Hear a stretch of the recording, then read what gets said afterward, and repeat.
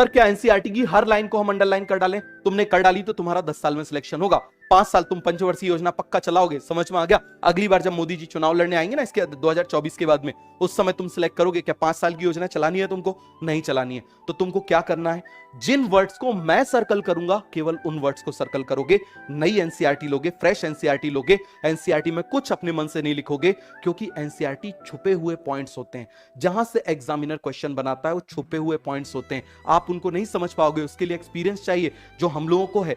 समझ में आ गया? तो आप क्या करोगे, नो हाईलाइट, कोई भी अपने मन से हाईलाइट नहीं करोगे, मैं आपको हाईलाइट कराऊंगा, केवल उन पॉइंट्स को हाईलाइट करोगे। दो चीज हम करेंगे, या हम सर्कल करेंगे या हम अंडरलाइन करेंगे। सर्कल का मतलब है इस वर्ड को चेंज कर सकते हैं, और अंडरलाइन का मतलब है इस स्टेटमेंट को पढ़ना है। समझ में आ गया? तो ये आपको और धीरे धीरे बताएंगे। तो ये पूरा क्लियर हुआ? कोई डाउट है, कोई कंफ्यूजन है तो पूछ लो भाई। पहले मैंने आपसे क्या बोला, नोट्स नोट्स नोट्स। समझ में आ गया? Notes 5 times.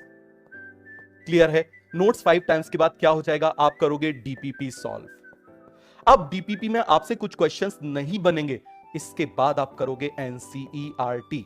और टेस्ट के लिए तो मैं एक अलग से वीडियो बनाऊंगा, क्योंकि टेस्ट अपने आप में बहुत बड़ी चीज है। और टेस्ट को यदि आप देना सीख गए, टेस्ट के थ्रू पढ़ना सीख गए, तो सिलेक्शन कोई रोक नहीं सकता। याद रखना, टेस्ट ये समझ लो आपकी सबसे इंपॉर्टेंट चीज आपकी टेस्ट है, उसके लिए हम अलग से बात करेंगे। तो ये आपको क्लियर हो गया, नोट्स, डीपीपी, एनसीईआरटी। जब तक चैप्टर, और ये कब, आफ्टर कंप्लीशन ऑफ चैप्टर।